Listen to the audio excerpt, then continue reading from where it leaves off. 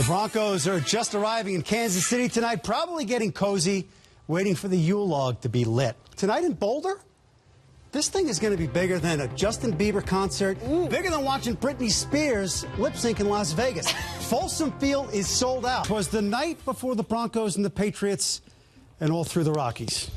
What? What? Is this too much? Is this too much? All right. Is that better?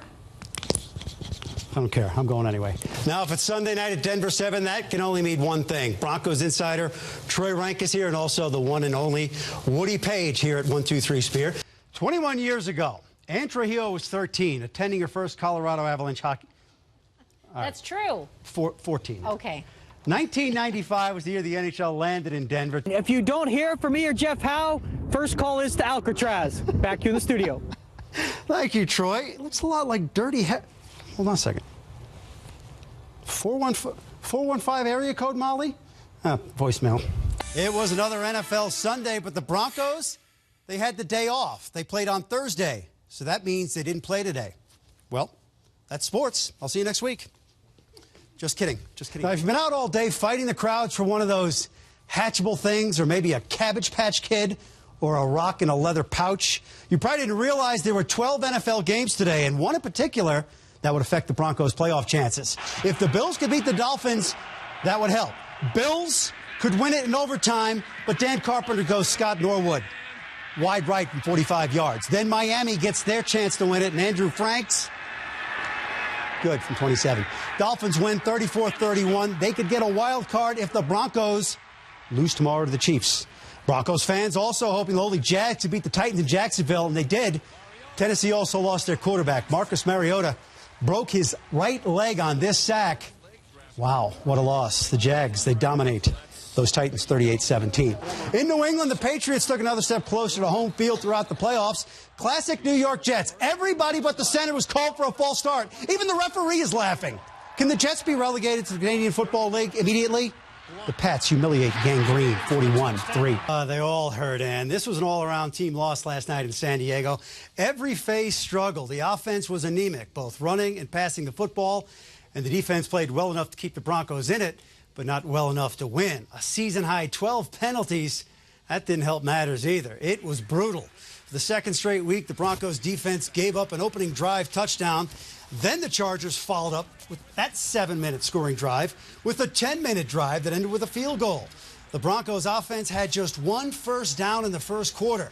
These slow starts are killing Denver right now. And interim head coach Joe DeCamillis, he couldn't hide his frustration.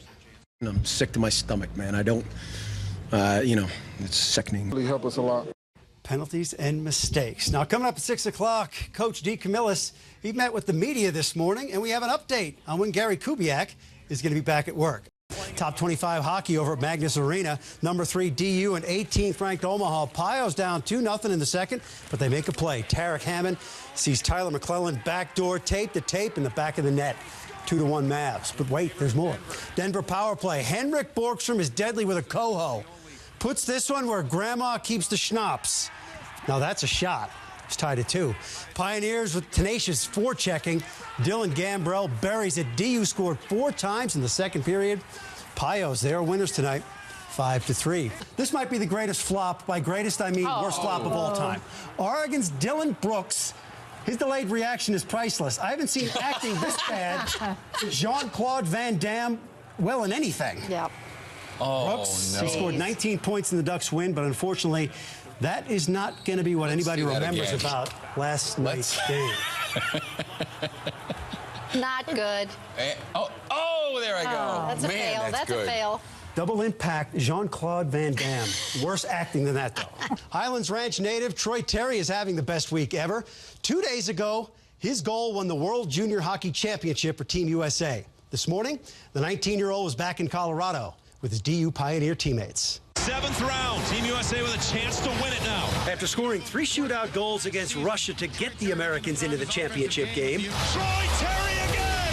Team USA will play for gold! the kid from Highlands Ranch, skating and scoring his way into USA hockey folklore. Americans are World Junior Hockey Champions! It's been crazy, yeah. Just to be able to win it with those guys and just the way it happened, and and all the crazy support I've gotten on it and social media and everything. It's been pretty awesome just to see how many people supported us and supported USA Hockey. Troy's Twitter feed has been full of supportive tweets from NHLers like TJ Oshie and Ryan Kessler. But it was an exchange with his namesake, Dallas Cowboys Hall of Famer Troy Aikman, that really hit home. Before the tournament, they asked me something about why I love the Cowboys so much, and I mentioned that my dad named me after Troy Aikman, actually, and I guess they released it after that first shootout, so he must have saw it and sent me a tweet. So that was pretty nice of him, and it definitely made me and my dad happy. Even his coach at DU couldn't help but root for the red, white, and blue. I'm Canadian, and when it comes to hockey, I'm red and white, but I was cheering for USA the whole tournament, and especially when they played Canada. I mean, when you're close to someone and he's a great kid like he is, it's hard not to cheer for him.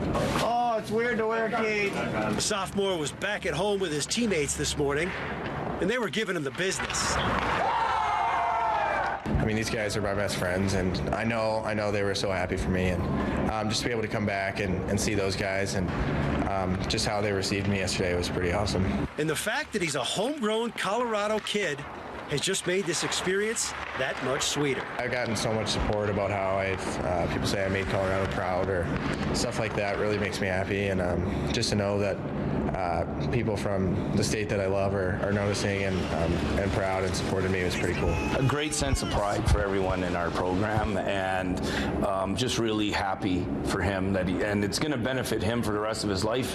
It's going to benefit his teammates. It's going to benefit us as we march on through the rest of the season. I don't know that I deserve all this attention, but it's been pretty awesome.